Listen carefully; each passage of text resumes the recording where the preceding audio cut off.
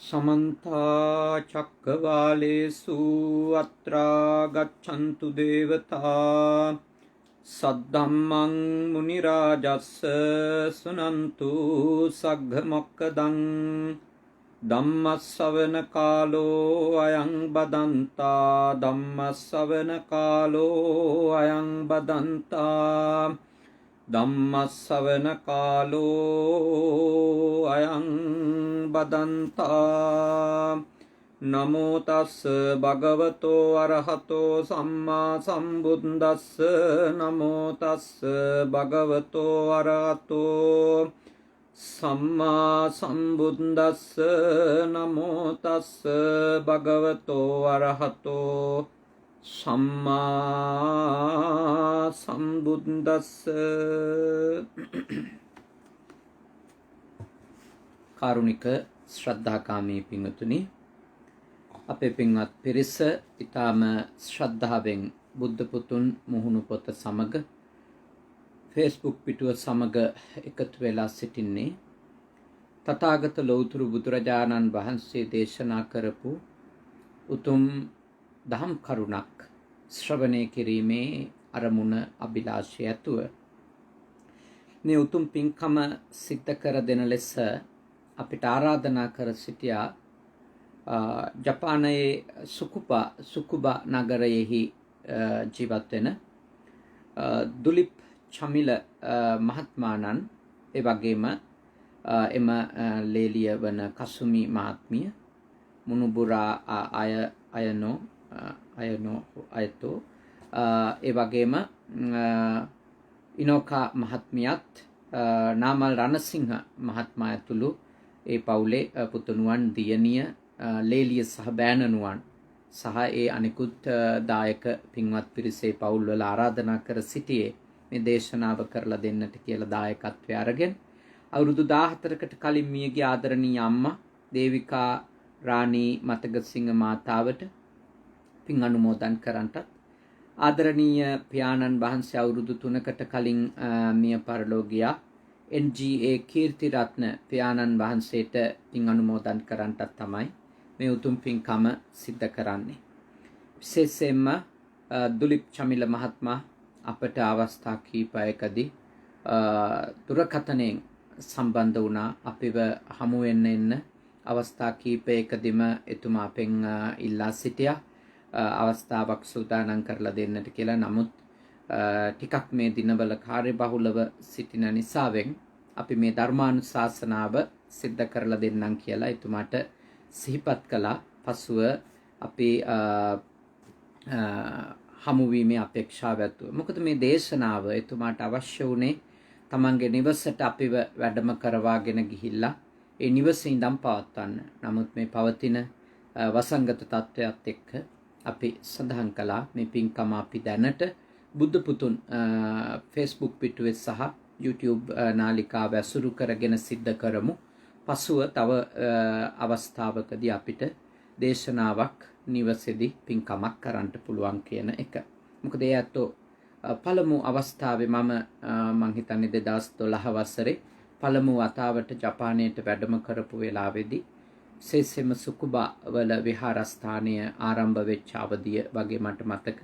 එහි මාව වැඩම කරවාගෙන ධර්මානුශාසනාවක් සංවිධානය කරලා ඒ කටයුතු සිද්ධ කරන්නට දායක වෙච්ච අපේ පැරණි දායක පින්වත් පිරිසක්. කොහොම නමුත් ඒ දුලිප් මහත්මයාගේ එම සොහොයුරිය වන ඉනෝකා මහත්මියගේ ආදරණීය මවුට පියාට පින් අනුමෝදන් කිරීම තමයි මේ උතුම් පින්කමේ බලාපොරොත්තුව. පවුලට එකතු වෙච්ච දියණිය කසුමි මහත්මිය සහ නාමල් රණසිංහ මහත්මාණන් ඒ අත්ංගේ දායකත්වය ඇතුව මේ පින්කම අද සිද්ධ කරනවා. ඉතින් බුද්ධ පුතුන් පිටුවට එකතු වෙන ඇත්තෝ හැමෝම සරලව දහම් කරුණක් ඉගෙනගෙන තමන්ගේ ජීවිතේ හැඩගස්ව ගන්න, ධර්මානුකූලව තව ටිකක් දියුණු පවුණු කරගන්න උත්සාහ කරන ශ්‍රද්ධාවන්ත දායක පිරිසක් තමයි අපේ බුද්ධ පුතුන් පිටුව සමග හැමදාම එකතු වෙලා සිටින්නේ. ඉතින් පින්වතුනි, අදත් ඔබත් සමග මම සාකච්ඡා කරනවා මහා මංගල සූත්‍රයේ උගන්වපු තථාගතයන් වහන්සේ වදාළ තව වටින මංගල ධර්මයක් පිළිබඳව. ඒ තමයි අශෝකං. අශෝකං කිව්වේ ශෝක නොකිරීම කියන එක. ශෝක නොකිරීම අශෝකං කියලා කිව්වේ ශෝක නොකිරීම. ශෝක නොකරන කෙනෙක් වෙන එක. නැත්තම් දුකෙන් ශෝකයෙන් ජීවත් වෙන්නේ නැති කෙනෙක් නම් ඒ ඇත්තටම උතුම් මහරහතන් වහන්සේ නමක්මයි. අර අපේ තථාගතයන් වහන්සේගේ දේශනාවේ සඳහන් වුණානේ පුට්ටස්ස ලෝක ධම්මේහි චිත්තං යස්ස න කම්පති කියලා ධර්ම පාඨයක්. අපි පසුගිය දේශනාවේදී ඒක සාකච්ඡා කළේ.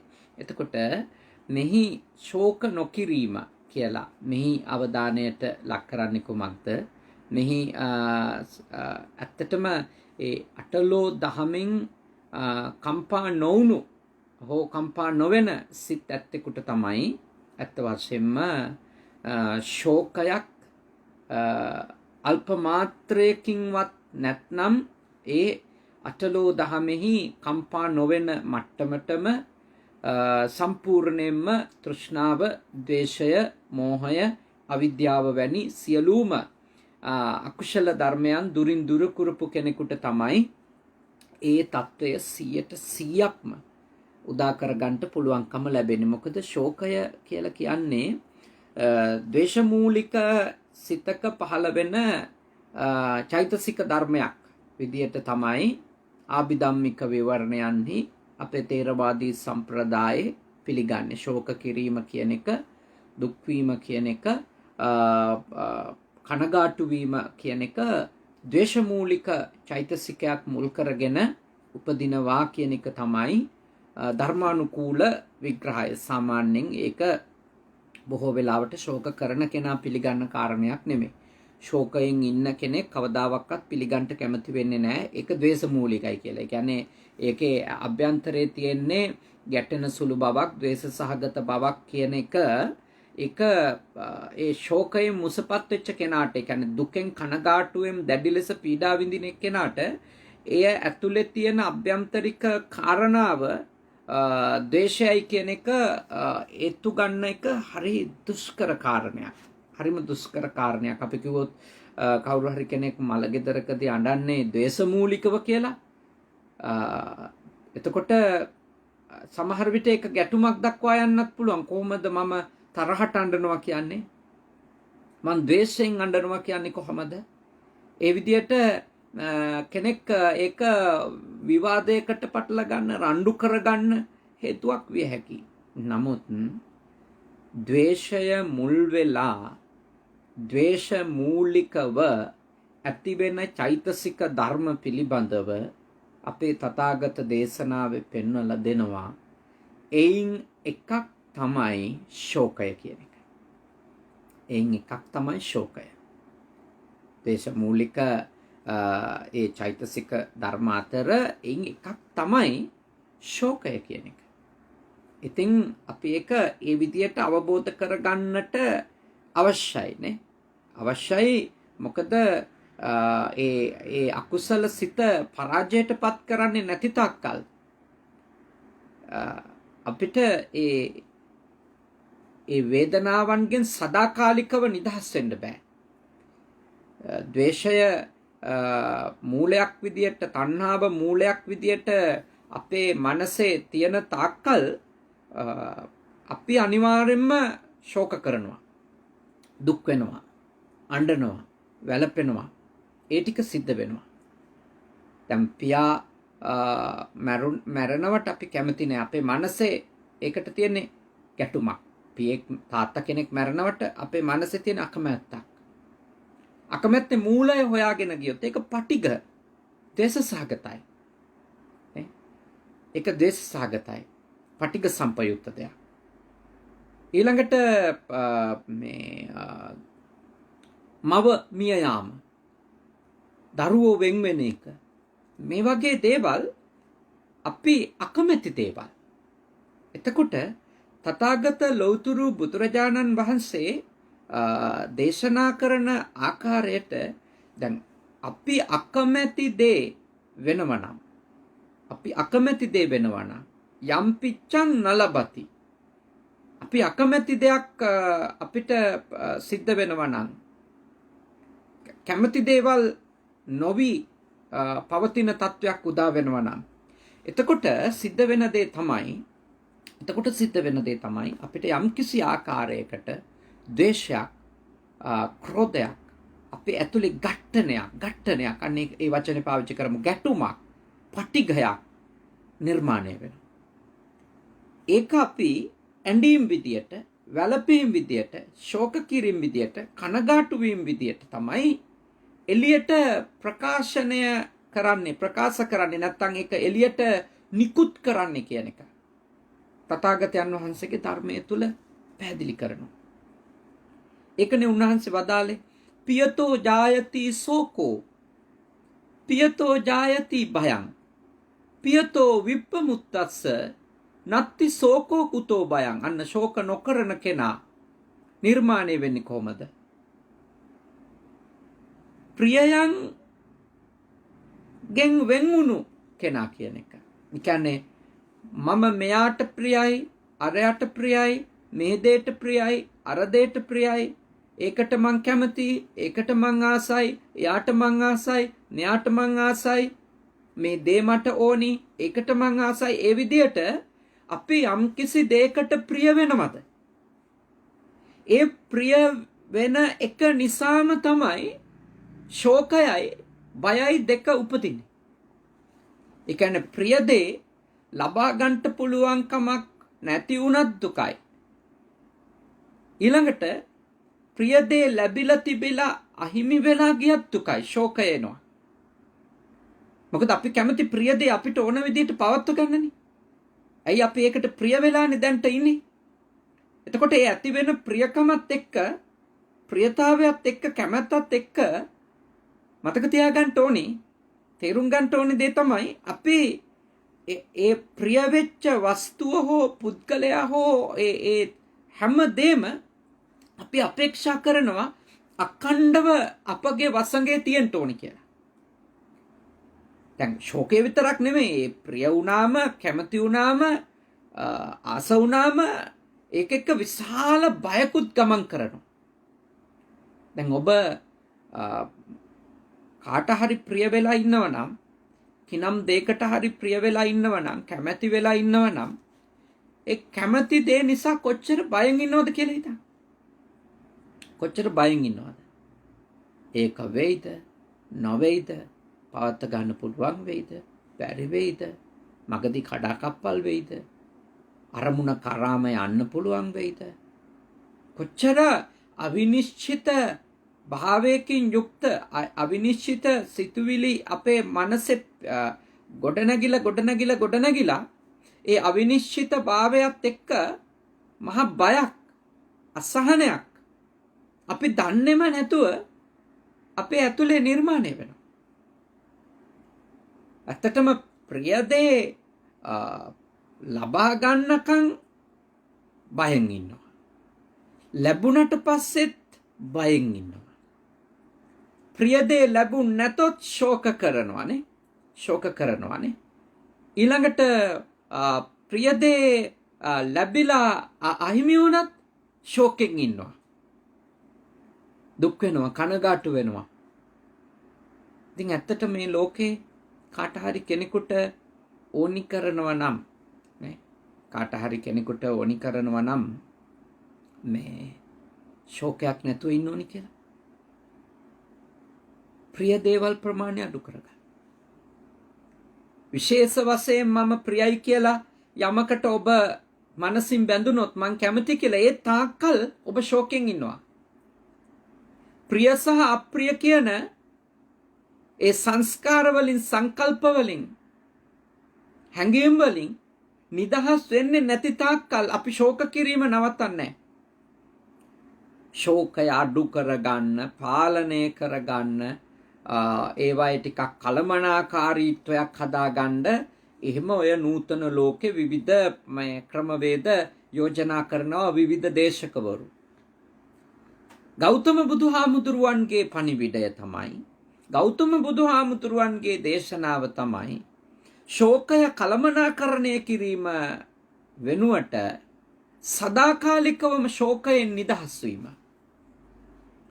ඔබට ඕන ශෝකයෙන් කනගාටුවෙන් සදාකාලිකව නිදහස් වෙන්න නම් ඔබ ඒ තථාගත ලෞතුරු ගෞතම බුදුරජාණන් වහන්සේ වදාළ විදියට ප්‍රිය අප්‍රිය කියන ඒ සංකල්ප වලින් සහ මුලින්ම ඔබේ මනස නිදහස් කරගන්න වීරිය කරන්න ඕන. එදාට තමයි අපි ශෝක නොකරන්නේ. අපේ ඇහි කඳුළු එකතු වෙන එක, අඬන එක, වැළපෙන එක නවතිනේ. ඔබට ඕන එවැනි ජීවිතයක් නම් ඇතුලෙන් කනගාටුවෙන් ඉන්න එක, ශෝකයෙන් ඉන්න එක. එවැනි ජීවිතයක් ඔබට ඕනි නැත්නම් ඔබට හිතෙනවා නම් මං හැමදාම කොයි දේ කරලත් අන්තිමට අඬලයි නවතින්නේ කියලා. ඔබට හිතෙනවා නම් මම කොච්චර කැපවීම කළත් අන්තිමට මම දුකටපත් වෙනවා, මම ශෝකයටපත් වෙනවා කියලා. එතන ප්‍රශ්නේ තියෙන්නේ ඔබේ. ඒක බාහිර පාර්ශවවලට විසඳන්න පුළුවන් ඊටාම සුළු සීමාවක විතරයි. බාහිර පාර්ශවවලට ඒ ප්‍රශ්නේ විසඳලා දෙන්න පුළුවන් ඊටාම සුළු ප්‍රමාණයයි. ශෝකය නිර්මාණය වන්නේ ඔබ තුළ. මොකද හේතුව ඔබ යම්කිසි දෙයකට ප්‍රිය වෙලා තියෙනවා. යම්කිසි දෙයකට ප්‍රිය වෙලා ඒ ප්‍රියතාවය ඔබ අඬවනවා. ඔබ වේදනාවට පත් කරනවා. ඔබ කනගාටුවෙන් ඉන්න කෙනෙකු බවට පත් කරනවා. මම ඔබට යෝජනා කරනවා. ඔබට ඇත්තටම වැළපෙන්නේ නැතුව, අඬන්නේ නැතුව, දුක් වෙන්නේ නැතුව ඉන්න ඕනි කියලා ඔබ හිතනවා නම්, ඔබ එහෙම කල්පනා කරනවා නම්, ඔබට හීනයක් තියෙනවා නම් නේද? ඔබට හීනයක් තියෙනවා නම් ඔබ ඊටාම බුද්ධිමත්ව අවබෝධ කරගන්න, ඊටාම බුද්ධිමත්ව තේරුම් ගන්න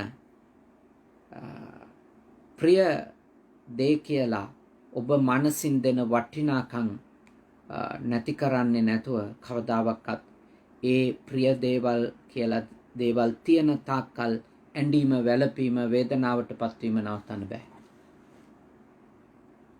පාලනය කරගන්න පුළුවන්. ඉතින් අනිත් පාර්ශවයක කතා කරලා ඔහොම මාව අඬවන වැඩ කරන්න එපා, මට දුක් දෙන වැඩ කරන්න එපා, මාව මෙහෙම කනගාටුවට පත් කරන්න එපා, මම ඉන්නේ ගොඩක් වේදනාවේ, එහෙම කියලා කතා කරලා යම්කිසි ආකාරයකට පාලනයක් හදාගන්න පුළුවන් වෙයි. යම් පාලනයක්. ඒත් ඔබ හිතනවද කවුරු හරි කෙනෙක් සදාකාලිකව ඔබ අඬවන්නේ නැති විදියටම වැඩ කරයි කියලා, කතා කරයි කියලා, හැසිරෙයි කියලා? කවදාවත් වෙන්නේ නැහැ. කෙලෙස් සහිත අය නම් අනිවාර්යෙන්ම ඔවුන්ගෙන් යම් දේවල්, ඔබ අකමැති දේවල් වෙන්න පුළුවන්. ඔබට ඕන විදියට සදාකාලිකව ප්‍රිය අය තියාගන්න හම්බ වෙන්නේ නැහැ. එක්කෝ ඔවුන් ලෙඩ වෙලා මිය යනවා, එක්කෝ වයසට වෙලා ගිහිල්ලා මිය යනවා, එක්කෝ ඔවුන් වෙන කාරණයකින් ඔබගෙන් ඈත් වෙනවා, රැකිරක්ෂාවලට ගිහිල්ලා ඔබෙන් ඈත් වෙනවා, ආවාහ විවාහ වෙලා ඔබෙන් ඈත් වෙනවා. විවිධ ප්‍රශ්න හින්දා ඔබෙන් ඈත් වෙලා යනවා. එතකොට ඔබ කොච්චර ප්‍රිය වුණත් එහෙම තත්වයන් උදා වෙනවා ජීවිතේනේ. එහෙම තත්වයන් ජීවිතේ උදා වෙනවා. එතකොට එවැනි තත්වයන් ජීවිතේ උදා වෙන එක තේරුම් අරගත්තම අපි මේ හැම සම්බන්ධකමකටම, හැම ප්‍රිය දෙයකටම අයිති යථාර්ථය තමයි වෙනස් වීම කියලානේ. යථාර්ථය තමයි වෙනස් වීම කියලා අපි තේරුම් ගත්තොත් හැම ප්‍රිය දෙයකටම අයිති. ප්‍රිය වුණත් අපි අප්‍රිය වුණත් හැම දෙයකටම අයිති යථාර්ථය තමයි අනිච්චතාවය කියලා. දුක්ඛ, අනාත්ම ඒවා අවබෝධ කරගත්තොත් ඔබට ටිකක් හරි ප්‍රියයෝ නිසා ශෝක කරන්නේ නැතුව ඉන්න පුළුවන්. ප්‍රියයෝ අපිට ඉන්නවා ජීවිතේ. තණ්හාව තියෙනකම් ප්‍රියයෝ ඉන්නවනේ. ප්‍රියයෝ ඉන්නවා. රහතන් වහන්සේලාට තමයි ප්‍රිය අප්‍රිය කියලා වර්ග දෙකක් නැත්තේ. ලෞතුරු බුදුරජාණන් වහන්සේට විතරයි ප්‍රිය හෝ අප්‍රිය කියලා වර්ග දෙකක් නැත්තේ. පසේ බුදුරජාණන් වහන්සේලට තමයි ප්‍රිය හෝ අප්‍රිය කියලා වර්ග දෙකක් නැත්තේ. අනිත් හැම කෙනෙකුටම ප්‍රිය අප්‍රිය කැමති අකමැති එහෙම පිරිසක් ඉන්නවා. දේවල් තියෙනවා. ඒ තාක්කල් අපි දුක් විඳිනවානේ. ඒ තාක්කල් අපි කනගාටු වෙනවා. ඒ තාක්කල් කනගාටු වෙනවා. ඒ තාක්කල් මනසින් ගැටෙනවා. ප්‍රිය දේ තියාගන්න බැරි වුණාම අප්‍රිය දේත් එක්ක ඉන්න වුණාම විඳවනවා. ශෝකයටපත් වෙනවා. ඔබට ඕන ශෝක නොකර ඉන්න නම් ඔබ ප්‍රිය අප්‍රිය කියන ඒ සිතුවිලි වලින් ඔබේ මනස සදාකාලිකවම නිදහස් කරගන්න ඕන. එහෙම නැති තාක්කල් ඔබට ශෝකය තියෙනවා. ශෝකය තියෙනවා. ශෝකය නිමා වෙන්නේ නැහැ. ඒක තමයි යථාර්ථය. ඒක තමයි සත්‍යය. ඒ සත්‍ය අපේ අවබෝධ කරගන්න ඕනේ. ඊළඟට භාග්‍යවතුන් වහන්සේ තවත් කරුණක් දේශනා කරනවා. ශෝක නොකර ඉන්නම් අශෝකං කියන උතුම් ධර්මය තුල ඔබට ඒ සැනසෙල්ල උදා කරගන්න නම් ශෝක නොකර ඉන්න නම් ප්‍රේමතෝ ජායති ශෝකෝ ප්‍රේමේ නිසා ශෝකය හට ගන්නවා. ප්‍රේමතෝ ජායති භයං ප්‍රේමේ නිසා බය හට ගන්නවා. ප්‍රේමතෝ විප්පමුත්තස්ස නත්ති ශෝකෝ කුතෝ භයං ප්‍රේමයෙන් මිදුනොත් බයවත් ශෝකයවත් ඔබට එන්නේ නැහැ. ප්‍රේම කිරීම එකිනෙකාට ස්නේහය ආදරය ලෙන්ගතුකම මව්පිය දූ දරු දැසිදාස් ස්වාමි භාර්යා මේ දේවල් නේ. මේ දේවල් ඇතුලේ අන්තිමට ශෝක කරන්ට දේවල් ටිකක් ඉතුරු වෙනවා. ඔබ ප්‍රේමයෙන් ඇලුනොත් ප්‍රේමයෙන් බැඳුනොත් ප්‍රේමයෙන් ඇලුනොත් ප්‍රේමයෙන් බැඳුනොත් අනිවාර්යෙන්ම ශෝක කරන්න දේවල් ඔබට ඉතුරු වෙනවා.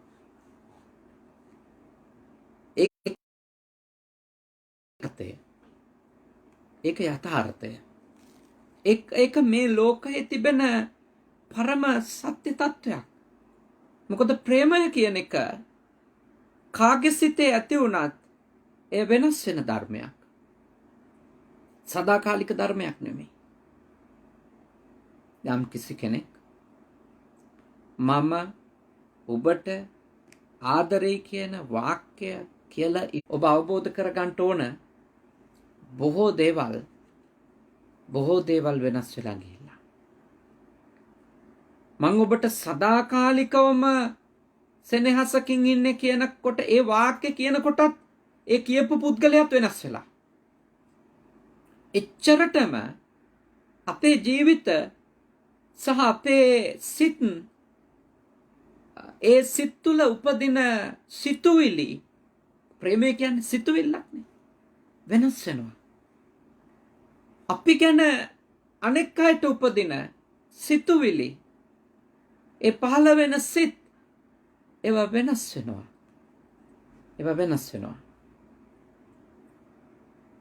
ඔබ අවබෝධ කරගෙන ඉන්න එක යටත් පිරිසෙන් නේද? යටත් පිරිසෙන් මේවා අවබෝධ කරගෙන ඉන්න එක තාම දරුවන්ට තියෙන ප්‍රේමයෙන් සෙනෙහසින් බිරිඳට සැමියාට අම්මට තාත්තටනේ. ඒ අපි එකිනෙකාව ලං කරගෙන ඇති කරගෙන තියෙන ප්‍රේමයන්ගෙන් නිදහස් වෙන්න 100% මේ බණහන සියලු දෙනාටම පුළුවන් කමක් නැති වෙන්න පුළුවන් තාම. ඒත් අඩුම අපි අවබෝධ කරගෙන ඉඳීම වටිනවා අපේ ශෝකයේ හේතුව අපේ ප්‍රේමය කියලා. මම විඳවන්නේ මගේ ආදරේ හින්දා කියලා. මම විඳවන්නේ මම බැඳිලා ඉන්න හින්දා කියලා. මම දුකෙන් ඉන්නේ මම තදින් ඇලිලා ඉන්න හින්දා කියලා. ඒක තේරුම් ගත්තම ටිකක් හරි ප්‍රශ්නේ පාලනය කරගන්න පුළුවන්. එතකොට අපි දන්නවා කවදා හරි දවසක මම සදාකාලිකව ශෝක නොකරන කෙනෙක් වෙන්නේ මම ප්‍රේමය කියන මනෝභාවයෙන් මම නිදහස් වුණොත් කියලා. ප්‍රේමය කියන ඒ හැඟීමෙන් මම සදාකාලිකව නිදහස් වෙච්ච දවසට තමයි මට ශෝකයක් නැතුව බයක් නැතුව ඉන්න පුළුවන් වෙන්නේ කියලා අශෝකං කියන උතුම් මංගල ධර්මය 100%ක්ම මා තුළ ප්‍රගුණ කරගත්තු කෙනෙකු බවට පත්වෙන්න පුළුවන් වෙන්නේ කියලා. ඔබට අවබෝධ කරගන්න ලැබෙනවානේ. ඔබට අවබෝධ කරගන්න එදාට පුළුවන්කම ලැබෙයි. මේ ධර්මය හරියටම තේරුම් ගත්තොත්. එනිසා බුද්ධිමත් වෙන්න. ප්‍රඥාවන්ත වෙන්න. මේ දහම් කරුණු හොඳට සිහි කල්පනාවෙන් තේරුම් ගන්න. ප්‍රේමය ඇතුලේ ශෝක කරනවා. ඒ වගේමයි භාග්‍යවතුන් වහන්සේ දේශනා කරනවා රතියා ජායති සෝකෝ ඇල්ම ඒක තව හැඟීමක් ඇලීම කියන එක. එතකොට ඒ ඇලීම ඇතුලේ ශෝකය ඇලීම ඇතුලේ ශෝකයක් උපදිනවා. මොකද ඇලීම ඇතුලේ වෙන්නේ ඇත්තටම ඇබ්බැහිවීමක් නේ කාට හරි. කාට හරි ඇබ්බැහිවීමක්. කුමකට හෝ ඇබ්බැහිවීමක් නේ. එතකොට අපි ඇබ්බැහි වෙන දේවල් අපි ඒ ඇලීම් ඇති කරගනු ලබන දේවල් අපි හැමතිස්සෙම උත්සාහ කරනවා අපේ ලෝකය ඇතුලේ පවත්වාගෙන යන්න. හැමතිස්සෙම උත්සාහ කරනවා. ඒ ඇලීම නේද? ඒ ඇති කරගත්තු බන්ධනය, ඒ ඇති කරගත්තු දැඩි උපාදානය තවත් විදියට කිව්වොත් ඒ ඇබ්බැහිය අපි විඳවනවා. බලන්න මේ දරුවන්ට මොන තරම් ලොකු ඇලීමක් දෙමව්පියන්ගේ හිතවල තියෙනවදනේ. ඉතින් වැඩිපුරම ශෝක කරන්නේ කවුරු හින්දාද? දරුවෝ හින්දා. දරුවෝ හින්දා කොච්චර ශෝක කරනවද? කොච්චර කනගාටුවෙන් ඉන්නවද? කොච්චර බයෙන් ඉන්නවද? ඇලීම හින්දා. දෙමව්පියන්ට තියෙන ඇලීම හින්දා මොන තරම් අපි මේ සංසාර ගමනේ ශෝක කරලා ඇද්ද? කොච්චර අඬලා ඇද්ද? කොච්චර වේදනාව විඳලා ඇද්ද? මේ භවෙත් අපි කොච්චර දෙමව්පියන්ට තියෙන ඇලීම් හින්දා බයෙන් ඉන්නවද? ශෝකෙන් ඉන්නවද? සමහරලාට ඒගොල්ලන්ට දෙයක් තේරුම් කරගන්න බැරි වුණාමත් කොච්චර කනගාටුවක් ශෝකයක් ඇති වෙනවද? ඒ ඇතුලේ තියෙන ඇත්තටම ගැඹුරින් කල්පනා කරොත් ඒ කියන්නේ අපිට අපි ඇලිලා ඉන්න අය අපේ වසඟේ තියාගන්න බැරි වීම සම්බන්ධව ගැටුම තියෙන්නේ. ඇතුලේ තියෙන්නේ ගැටුම. ඒක ද්වේෂ මූලිකව තමයි තියෙන්නේ. සමහර වෙලාවට අපි ඒ ගැටුම එළියට අඬලා වැළපිලා ප්‍රකාශ කරනවා. සමහර ලාවට කඳුළු බේරෙනවානේ. ඒ ගැටුම. සමහර ලාවට කෑ ගහ ගන්නවා, රණ්ඩු කර ගන්නවා. ඒ හැම එකක් ඇතුළෙම තියෙන්නේ මොකක්ද අන්තිමට බැලුවොත්? ප්‍රේමය. නැත්තම් රති ඇලීමනේ. ඇලීම තියෙන්නේ. ඇලීම. ඒක ඇතුලේ තමයි හැම විඳවිල්ලක්ම තියෙන්නේ. හැම ශෝකයක්ම තියෙන්නේ. හැම දුකක්ම තියෙන්නේ ඒක ඇතුලේ. එහෙනම් ඔබට ශෝක නොකරන උතුම් ජීවිතයක්, ශෝක නොකරන ප්‍රබුද්ධ ජීවිතයක්, සැනසිලි සහගත ජීවිතයක් ඔබ මේ ආත්මෙදම උදා කරගන්න තමයි උත්සාහ කරන්න ඕනේ. මේ ආත්මෙදිම බැරිනම් අඩුම තරමින් දේවල් වල යථාර්ථය අවබෝධ කරගෙන පංච උපාදානස්කන්ධයේ තිබෙනා වූ යථා ස්වභාවය ගැඹුරු නුවණින් වටහාගෙන යටත් පිරිසෙන් අපි ශෝක කිරීමට નિયમિત භව ගාන හරි අඩු කර ගන්න ඕන. අපි සෝතාපන්න ඵලයටවත්පත් නොවි මිය ගියොත් තව කොච්චර කාලයක් මේ සසරේ ශෝක කරයිද, දුක් වෙයිද, අඬයිද, වැළපෙයිද අපි කවුරුත් දන්නේ නැහැ. අපි කවුරුත් ඒක දන්නේ නැහැ. ඒ නිසා හොඳට අවබෝධ කරගන්න.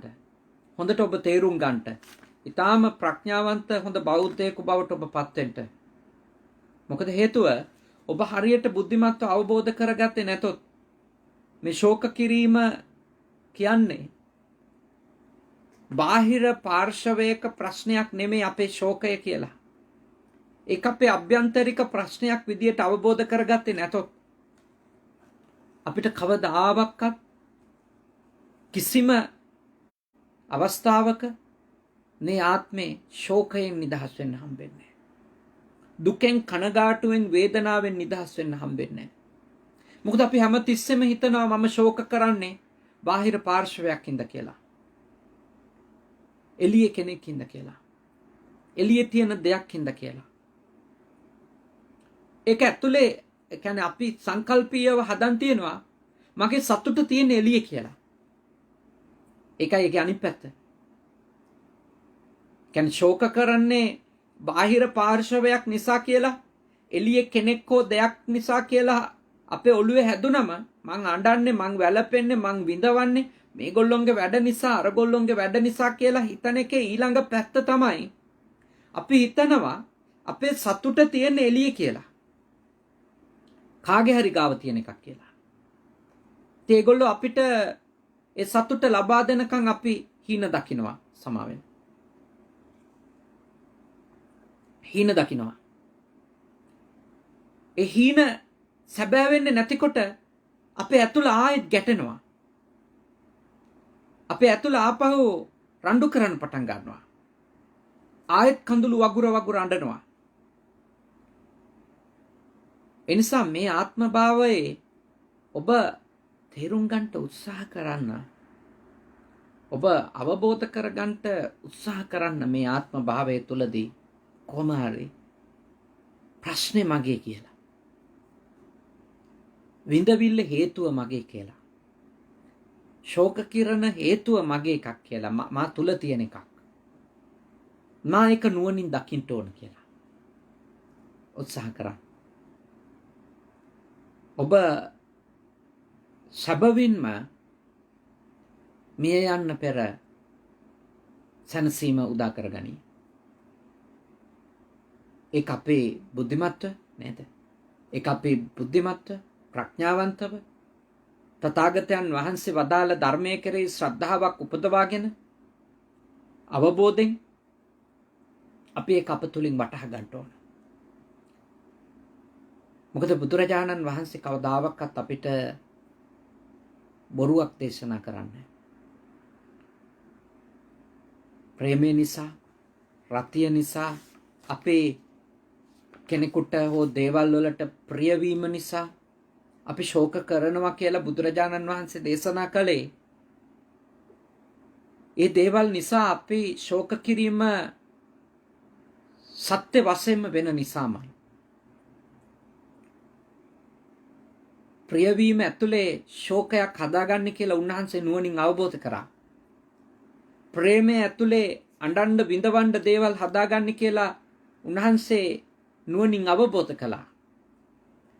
ඇලීම ඇතුලේ අපි අඬන්න විඳවන්න දේවල් හදාගන්න කියලා උන්වහන්සේ උතුම් සම්බුදු නුවණින් අවබෝධ කළා. මේවා එළිය ප්‍රශ්න විදියට තමයි ඒ වෙනකන් ලෝකයා දකිමින් හිටියේ.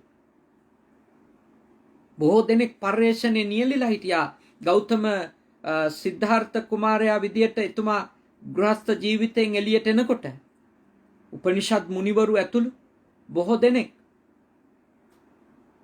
දුකින් නිදහස් වෙන හැටි, ශෝකයෙන් නිදහස් වෙන හැටි, අඬන්නේ වැළපෙන්නේ විඳවන්නේ නැති ජීවිතයක් මේවා ගැන පර්යේෂණ කරමින් හිටියා.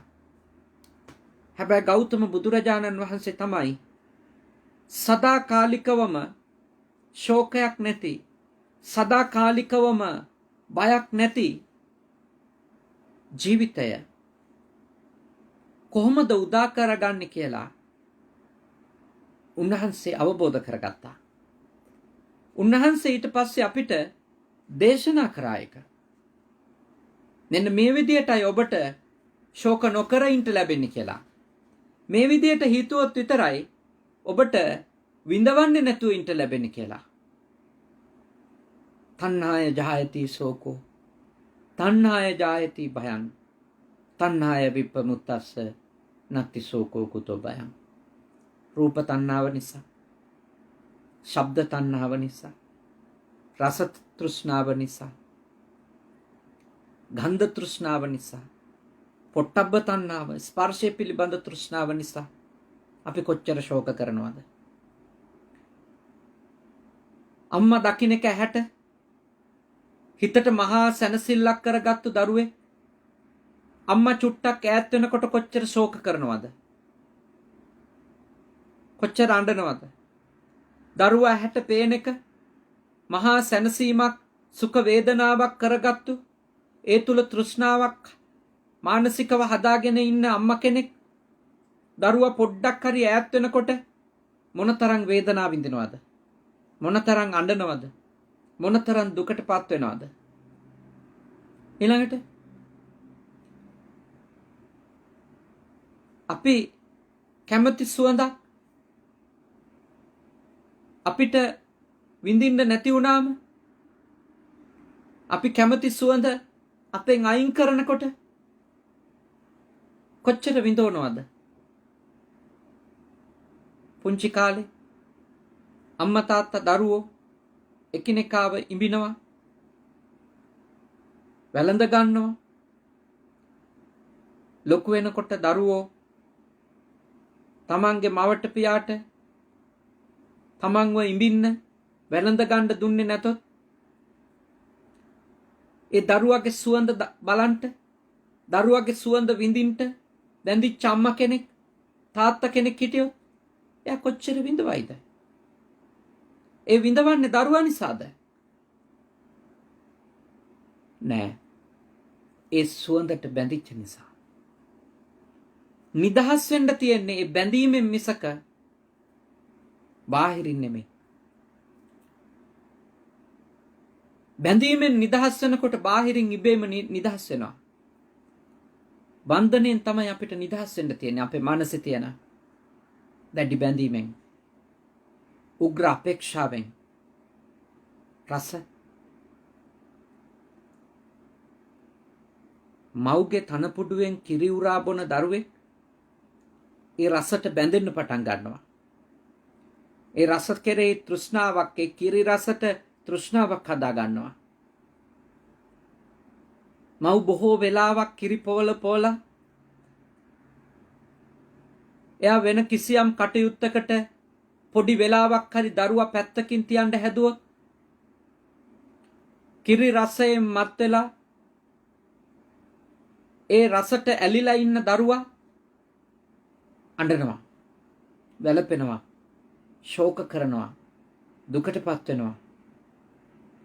ඒ ඇතුලේ ද්වේෂයක්, ගැටුමක් හට ගන්නවා යාගේ මනසේ. පුළුවන් තරම් හයියෙන් කෑ ගහනවා. එතකොට ඔබට අවබෝධ වෙන්න ඕන මේ ලෞතුරු බුදුරජාණන් වහන්සේ අපිට දේශනා කරන පණිවුඩය කොච්චර සත්‍යද කියලා.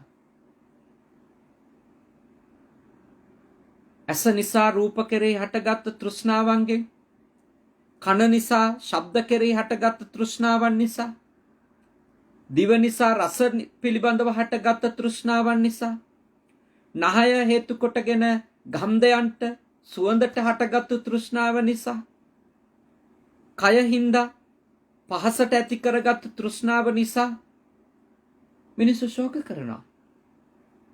සත්වයා ශෝක කරනවා. තිරිසන් සත්තු පවා ශෝක කරනවා, විඳවනවා, අඬනවා, කෑ ගහනවා, විලාප තියනවා. මේ හැම දෙයක්ම පවතින්නේ අපේ මනසේ තිබෙන ඒ විශාල බන්ධනයක, විශාල බන්ධනයක, තෘෂ්ණාවල් එක්ක. අපි අපේ ප්‍රශ්නය ඇතුලෙන් විසඳගන්නේ නැතුව කවදාවත් ශෝක නොකරන කෙනෙකු බවට පත් වෙන්නේ නැහැ. ඒකයි ලෞතුරු බුදුරජාණන් වහන්සේ අපිට යථාර්ථය තේරුම් ගන්නට කියන්නේ. අපි ශෝක කරන ඒ රූප, අපි ශෝකයට පත් කරනේ ශබ්ද, අපි ශෝකයට පත් කරනේ රස, අපි ශෝකයට පත් කරනේ පහස, අපි ශෝකයට පත් කරන ඒ ගන්ධයන් හැම දෙයක්ම මොකක් වෙන නිසාද ඒ ශෝකය? මොකක්ද ඒ කාරණාව? අනිත්‍යතාවයට ලක් වෙනවා. ඒවා විපරිණාම ධර්මයට ගොදුරු වෙනවා. පෙරලෙන ස්වභාවයකින් යුක්තයි. කිසිම රූපයක් සදාකාලිකව එක විදියට තියෙන්නේ නැහැ. කිසිම ශබ්දයක් එක විදියට තියෙන්නේ නැහැ. කිසිම රසයක් එක විදියට තියෙන්නේ නැහැ. කිසිම පහසක් එක විදියට තියෙන්නේ නැහැ. පහසට ඇලුනොත්, රසයට ඇලුනොත්, ගන්ධයට, ස්පර්ශයට මේවට අපි මුසපත් වුණොත්, අබ්බැහි වුණොත් අපි ශෝක කරනවා. ඉතින් බුද්ධිමත් ශ්‍රාවකයා මේ අරමුණු එක්ක වැඩ කරන්නේ සතියෙන්. මේ අරමුණු එක්ක කටයුතු කරනවා සම්පජඤ්ඤයෙන්.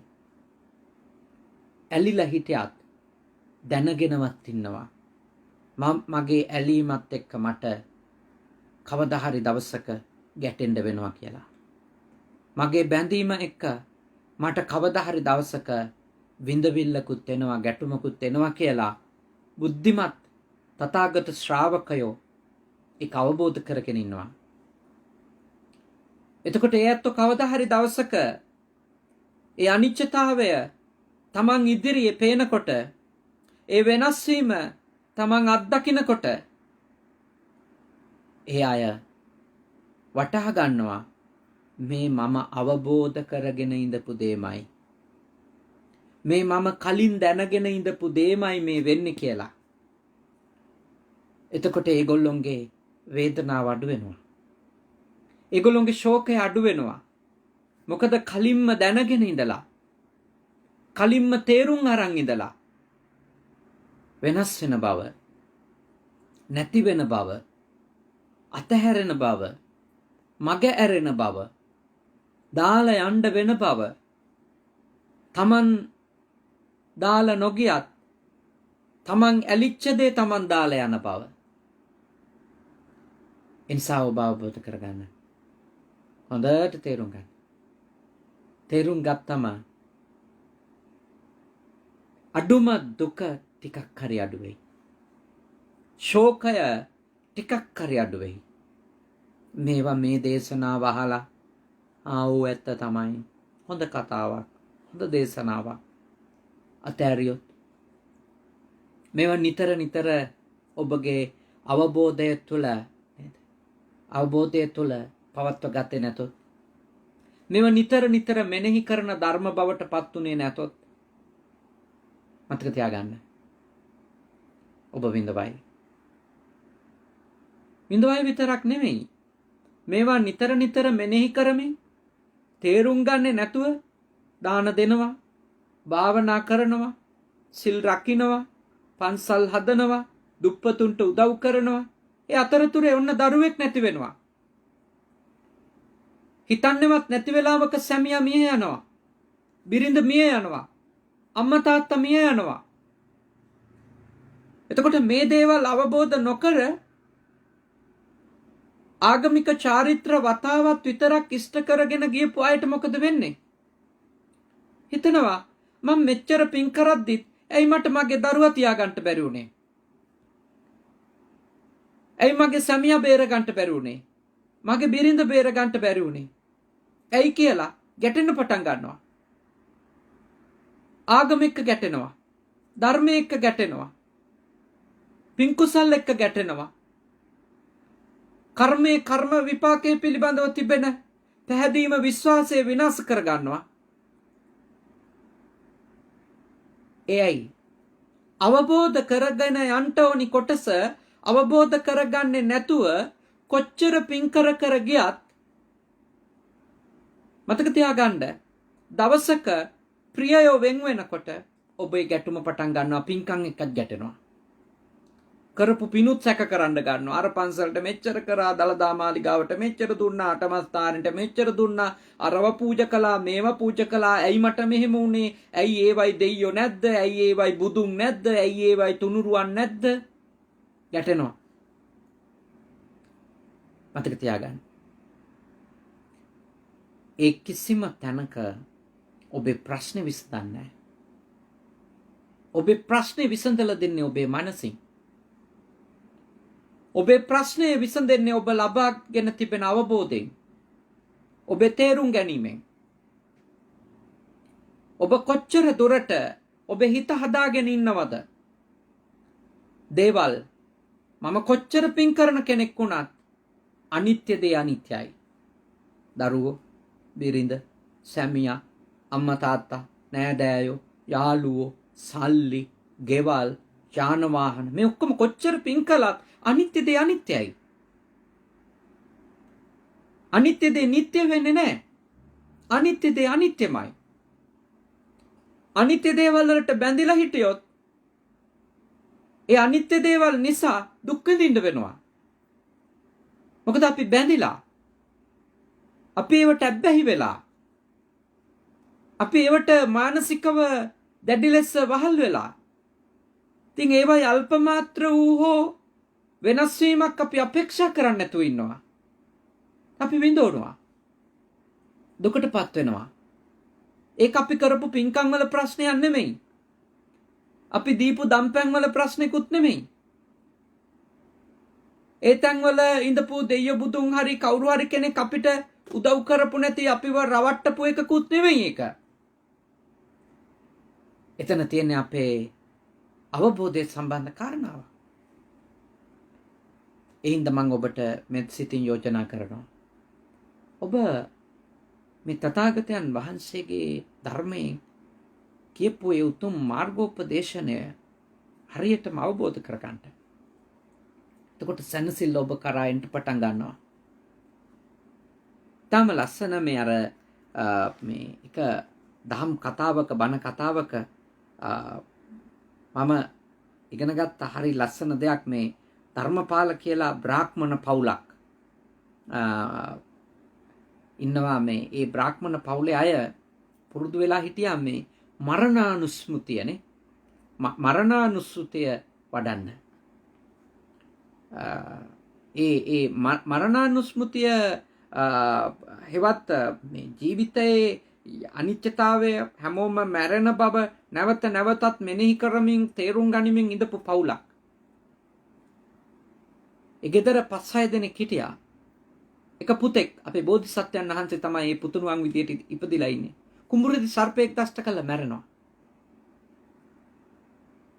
ඒ වෙලාවේ බමුණ පණිවිඩයක් යවනවා.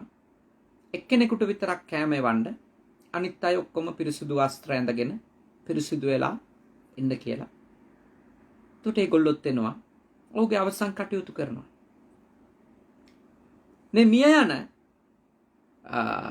තරුණයා බෝධිසත්වයන් වහන්සේ උපදිනවා සක්‍ර දේවේන්ද්‍ර වෙලා. ඒ භවයේ ඊට පස්සේ බලනවා මේ සිදුවෙන සිදුවීම දිහා. බලනකොට ඒ ගෙදර අය කවුරුත් අඬන්නේ නැහැ, වැළපෙන්නේ නැහැ, ශෝක කරන්නේ නැහැ. ආදාහනය කරනවා. අර බ්‍රාහ්මණයා කෑම කාලා පිරිසිදු වෙලා තමන්ගේ පුතුණුවන්ගේ ආදාහනය කරනවා. ඊට පස්සේ බෝධිසත්වයෝ මේ ඇවිල්ලා අහනවා මේ වෙන මනුෂ්‍ය වේශයක් මවාගෙන ඇවිල්ලා ඒ කතාවට අනුව අහනවා මේ මොකද කිසිම දුකක් නැද්ද? මේ සතෙක් පුච්චනවද? මොකද කරන්නේ? එතකොට කියනෝනේ මේ අපේ මේ පුතුණුවන් තමයි මිය ගිහිල්ලා තියෙන්නේ. ඉතින් අපි මේ එයාගේ ආදාහනය කරනවා. ඒ වෙලාවේ අහනවා කිසිම මේ දුකක් නැද්ද කියලා. එතකොට ඒ බමුණා කියනවා යම්සේ සර්පයා දි รา ගියා වූ පරණ හැව ගලවා දමා යේද ඉපරිද්දෙම්ම සංසාරයේ සැරිසරන සත්වයා පුරාණ කර්ම ෂය වීමෙන් දි รา ගියා වූ තමාගේ ශරීරය හැර යන්නේ මරණයට පැමිණීමෙන් මෙසේ ශරීරයේ નિરර්ථක බවට පැමිණි කල්ලි සිත් නැත්තා වූ ඒ ශරීරයේ දවන දුකක් හෝ නෑයන්ගේ හැඬීමක් නොදක්නේය. මල තැනැත්තාගේ මරණයට අනතුරුවම අනික් භවයකට යන්නේය. ඔහු නෑයන්ගේ හැඬීම ගැන බලාපොරොත්තු නොවන්නේය. එබැවින් මම නොහඬමි. හරිම ලස්සන ගාථාවකින් කියන උරගෝ තචන් ජින්නං හිත්වා ගච්ඡති සන්තනුං ඒවන් ශරීරේ නිබ්භෝගේ පේතේ කාල කතේ සති දහ්‍යමානෝ නජානාති ඥාතිනම් පරිදේවිතං තස්මා ඒතන් නරෝදාමි ගතෝ සෝතස්ස යාගති. නැරිලා උප්පත්තිය ලැබපු එක්කෙනාට මගේ ඇඬීමෙන් එයා මගේ ඇඬීම අපේක්ෂා කරන්නේ නැහැ. එයාට ඇති ප්‍රතිඵලයක් නැහැ. මං අඬන්නේ නැහැ. ඒ නිසා මං අඬන්නේ නැහැ. බලන්නේ අවබෝධ කරන් ඉඳපු එක්කෙනාට එන හයිය. තමන්ගේ පුතණුවන්ගේ ආදාහනය තමන්ගේ අතින් කරනවා. අඬන්නේ බැලපෙන්නේ නැතුව. ඒකයි තේරුම් අරන් ඉඳියම මේක ටිකක් දරා ගැනීම ලේසි කියලා කියන්නේ. ඊළඟට අම්මගේ ළඟට ලං වෙලා අහනවා ඔබතුමියටවත් දුකක් නැද්ද? එතුමියත් හොඳට මරණානුස්මෘතිය පුහුණු වෙච්ච කෙනෙක්. අනිත්‍යතාවයේ පිළිබඳව අවබෝධ කරන් ඉඳපු කෙනෙක්. එතුමිය සඳහන් කරනවා අනව්හාතෝ ඊතෝ ආග තතෝ ආග අනනුඤ්ඤාතෝ ඊතෝ ගතෝ යතහ ගතෝ තථා ගතෝ තත්තකා පරිදේවනා දහ්‍යමානෝ නජහනාති ඥාතිනම් පරිදේවිතං තස්මා ඒතන් නරෝ ධාමි ගතෝ සෝතස්ස යාගති. මෙහි අවුත් මට පුතෙක් වේවයි අපගේ කැඳවීමක් නැතිවම ඔහු මට පුතෙක් වූයේය. අප විසින් පිටත් කරනු නොලැබම ඔහු පරලොවට ගියේය. යම්සේ ඔහු තමාගේ කර්මය වූ පරිද්දෙන් අපගේ කැඳවීමක් නැතුව මෙලොවට ආයේද එසේම පරලොවට ගියේද එසේ ඇති කල්ලි ඒ ගැන හැඬීමෙන් කිනම් ප්‍රයෝජනයක්ද? ඉඳින් අප ඇඬුවත් මේ දැවන්නා වූ තැනැත්තා අපගේ හැඬීම නොදන්නේය. ඔහු මරණය සමග කර්මානුකූලව යම්කිසි තැනකට ගියේය.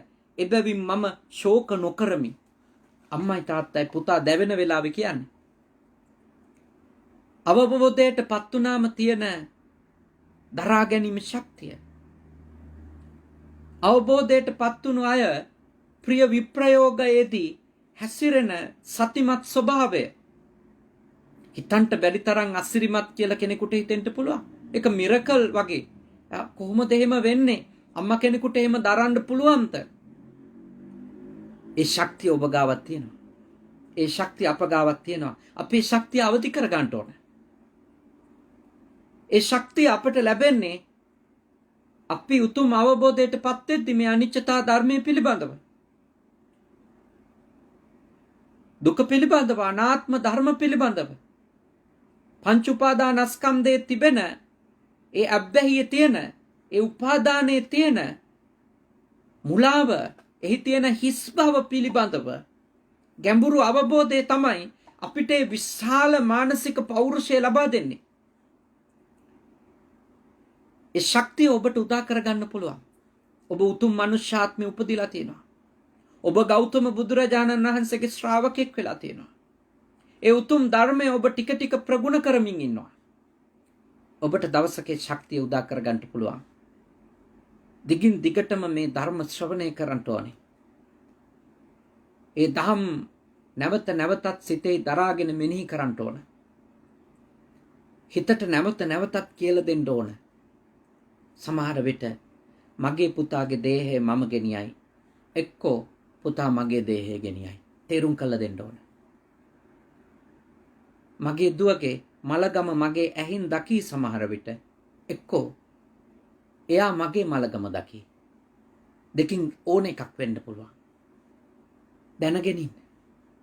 ඇතුළට නිතර තේරුම් කරන්න. මේවා හරි නීරස දේවල්. මේවා තේරුම් කිරිල්ල නීරසයි. ඒ තේරුම් කරලා තිබුණොත්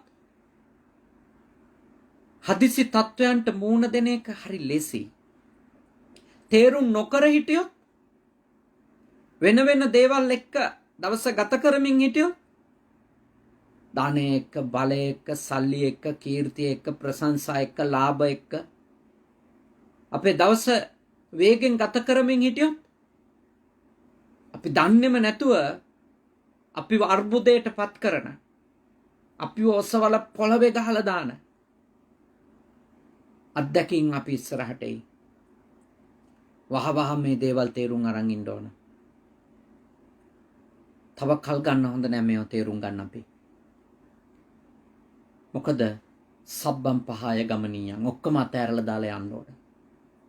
ඔක්කොම දේවල් හැමදේම ඒක හැමදාම අවබෝධ කරන් ජීවත් වෙන කෙනෙක් වෙන්න. හැමදේම අතෑරලා දාලා යන්න වෙන බව. ඉතින් ශෝක නොකරන ජීවිතයක් උදෙසා තමයි, හැඬීම් වැළපීම් නැති ජීවිතයක් උදෙසා තමයි මහා මංගල සූත්‍රයේ ඒ අන්තර්ගත වෙච්ච ඒ උතුම් මංගල ධර්මය අද ඔබත් එක්ක අප සාකච්ඡා කරන්නට යෙදුනේ. ඔබ හැම කෙනෙක්ම බොහෝම ශ්‍රද්ධාවෙන්, බොහෝම ගෞරවයෙන් ශ්‍රවණය කළා. මම ඔබට යෝජනා කරනවා කමෙන්ට් කරේ නැතත් කමන්නේ හොඳට බණ අහන් ඉන්න කියලා. එතකොට ඔබට දෙයක් අවබෝධ කරගන්න පුළුවන්. අනිත් එක ඉල්ලීමක් කරනවා, කරුණා කරලා අපේ ධර්ම දේශනා අතරට ඇවිල්ලා මේ අර එක දේශපාලන ව්‍යාපෘති ගැන ඒවා මේවයි ප්‍රචාරණ කරන්න එපා. ඒක අශෝභනයි බණක්නේ කියන්නේ. ඒ නිසා එවැනි දේවල් ඒවයි ලින්ක් හුවමාරු කරන්න, ඒ වගේ දේවල් ධර්ම දේශනාවක් අතරේ කරන්න එපා කියලා බොහෝම මෙත් සිතින් කරුණාවෙන් ඉල්ලා සිටිනවා. මොකද ඒක බණ අහන අයට ඒක විශාල බාධාවක් බවට අනිවාර්යයෙන්ම පත් වෙනවා. ඒ නිසා අපි කවුරුත් උත්සාහ කරන්නේ ධර්මයේ තේරුම් ගන්නට. ඒ ධර්මයේ තේරුම් ගන්නට දරන වෑයම අපි බොහෝම සතිමත්ව කරන්න ඕන එකක්, බාධා වලින් තොරව. ඒ නිසා අපි පුළුවන් උපරිම ඒ වගේ ක්‍රියාවලින් වැළකීලා අපි සද්ධර්මයේ ශ්‍රවණය කරමු කියන සිහිපත් කිරීමත් මම අවසාන වශයෙන්ුත් සිහිපත් කරන්නට ඕනි. ඉතින් අද මේ පින්කම සිද්ධ කරන්නට දායක වෙච්ච දුලිප් චමිල මහත්මාණන්, ඒ වගේම ඉනෝකා නෝනා මහත්මිය, ඒ පවුලට එකතු වෙච්ච බෑනනුවන් සහ ලේලියවන කසුමී මහත්මිය සහ නාමල් රණසිංහ මහත්මාණන්, ඒ මුණුබුරු මිනිබිරියන්, පවුලේ ඥාති හිත මිත්‍රාදීන් බොහොම ශ්‍රද්ධාවෙන් මේ පින්කම සිද්ධ කළේ උදාර අරමුණක් ඇතුව.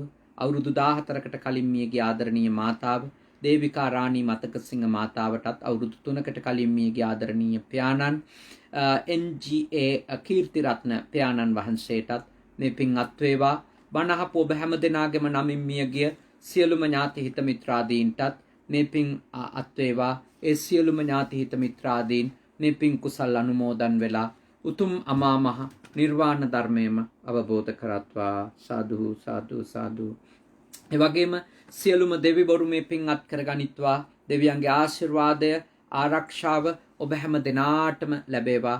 කරදර බාධක දුරු වේවා. විශේෂයෙන්ම මේ පින්කම මේ පින්වත් පිරිසට සිද්ධ කරගන්නට අපේ සුදම්ම ස්වාමීන් වහන්සේ නිතර ඒ අතොත් එක්ක දුරකථනයෙන් සම්බන්ධ වුණා. උන්වහන්සේ මම අධ්‍යාපන කටයුතු වල, පාඩම් කටයුතු වල නිසා මට කරදර කරන්නෙත් නැතුව ඒ දායකයන්ට නිතර කතා කරද්දී ඒ විස්තර කියමින් ඒ බණ සඳහා සියලුම සම්බන්ධීකරණ කටයුතු සිදු කරන්නට යෙදුණා. ඉතින් අපි උන්වහන්සේටත් ඒ වගේම අපේ ෆුජි සුගත සෙනසුනේහි වැඩ සිටින අපේ කල්යාණ මිත්‍ර සහෝදර මහා සංඝරත්නයටත්, ඒ වගේම පින්කම වෙනුවෙන් අප කැප වෙච්ච දුලිත් මහත්මයා ඇතුළු ඒ පවුල හැම දිනාටම සියලු යහපත වේවා. බණහපු ඔබටත් සියලු යහපත උදා වේවා. නිදුක් බව, නිරෝගී බව, සුවපත් බව, චිරජීවනය උදා වේවා. දෙවියෝ ඔබ ආරක්ෂා කරත්වා. දෙවිවරුද මේ පින්බෙලෙන් නිවන් දකිත්වා කියලා සාදු කියලා ප්‍රාර්ථනා කරමු. අවසාන වශයෙන් ඔබ අප හැම දිනාට, දෙවි දේවතාවුන්ට, මියගේ සියලුම ඥාතීන්ට මේ පින් කුසල් පාරමිතා ධර්ම වේවා. මේ භවයේ පුරාමත් සංසාරේ උපදින හැම ආත්මිකම සත්පුරුෂයෝ මුණ ගැහේවා.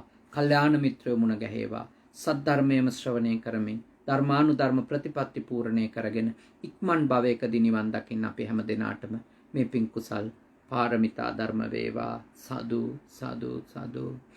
ආකාශට්ටා ච බුම්මට්ටා දේවා නාග මහිද්దికා පුඤ්ඤන්තං අනුමෝදිත්වා චිරන් රැක්කන්තු ශාසනං. ආකාශට්ටා ච බුම්මට්ටා දේවා නාග මහිද්దికා පුඤ්ඤන්තං අනුමෝදිත්වා චිරන් රැක්කන්තු දේශනං. ආකාශට්ටා ච බුම්මට්ටා දේවා නාග මහිද්దికා පුඤ්ඤන්තං අනුමෝදිත්වා චිරන් රැක්කන්තු මම් පරන්ති. හැම දිනාටම තුන් සරණයි.